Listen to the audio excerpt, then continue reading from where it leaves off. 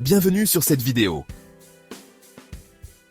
Aujourd'hui, on s'intéresse aux troubles de la vision et de l'audition. Les affections de la vue et de l'audition concernent une grande partie de la population. Selon l'OMS, sur le plan de la vision, 2,2 milliards de personnes ont une déficience de la vision. Sur le plan de l'audition, 430 millions de personnes, dont 34 millions d'enfants, ont besoin de services de réadaptation pour cause de déficience auditive. Ces affections ne sont ni irrémédiables, ni liées à l'âge, mais dues aux inventions de l'homme, comme les écrans, à des erreurs de comportement, chocs, bruit, et à des faiblesses dont certains parasites éthériques profitent. Elles peuvent être abordées énergétiquement par les techniques de curothérapie. Tout d'abord, parlons des affections de la vue. Les yeux se dégradent quand ils sont utilisés de manière excessive ou artificielle. Avant les inventions électriques, seuls les métiers à risque, forgerons, verriers, ou les activités excessives, lecture, broderie, étaient concernés. Les phénomènes les plus fatigants pour la vue sont les écrans, télévision, ordinateurs, téléphones portables et les lampes de lumière artificielle. Les écrans LCD des TV et smartphones génèrent 2 à 3 fois plus de rayons bleus que d'autres couleurs, ce qui les rend dangereux. Il est nécessaire d'ajouter sur tous les écrans LCD un filtre. C'est essentiellement la multiplication d'écrans et d'heures passées devant ces appareils à lumière et rayonnement lumineux artificiel qui sont la cause des faiblesses oculaires. Cet affaiblissement devient une défaillance et s'ancre dans les habitudes puis dans l'ADN de l'adulte, qu'il transmet à ses descendants.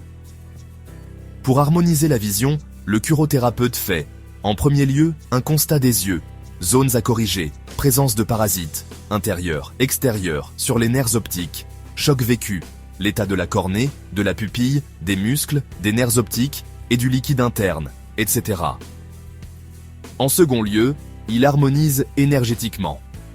Enlève, nettoie, recharge, travaille sur des planches anatomiques avec des techniques énergétiques.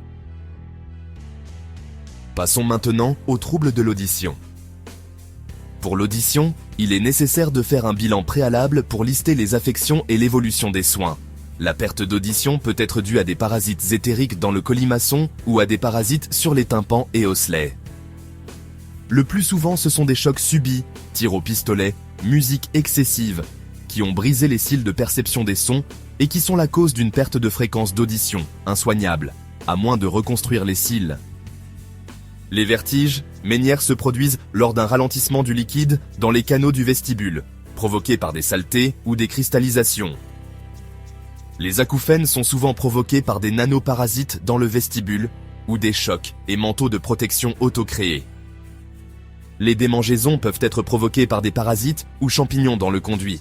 Elles se produisent aussi en cas d'excès de nettoyage asséchant. Les maux récidivants peuvent être dus à une défaillance des canaux d'évacuation vers le nez. Le manque d'aération affaiblit la zone et peut provoquer des douleurs, otites, etc.